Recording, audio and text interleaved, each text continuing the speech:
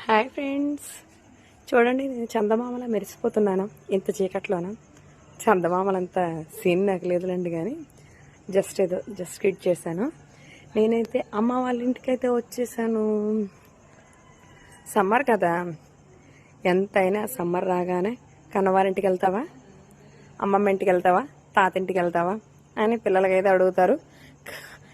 తల్లికైతే ఇంకా అమ్మ వాళ్ళ ఇంటికి వెళ్తావా అని ఆబ్వియస్లీ అడుగుతూ ఉంటారు కదా. మాదైతే చిన్న పల్లెటూరు. చూడండి ఈ టైంలో కుక్కలు, ఇంకో నా కూతురు మా అమ్మతో మాట్లాడుతుంది కామ్గా. చందమామ చూడండి ఎంత చక్కగా అందంగా మురిసిపోతూ నవ్వుతూ కనపడుతుంది. చల్లగా వర్షం పడి హాయిగా ప్రశాంతంగా ఉన్న టైంలో చందమామ చక్కగా నవ్వులు జల్లుతూ ఎంత అందంగా ఉందో కదా.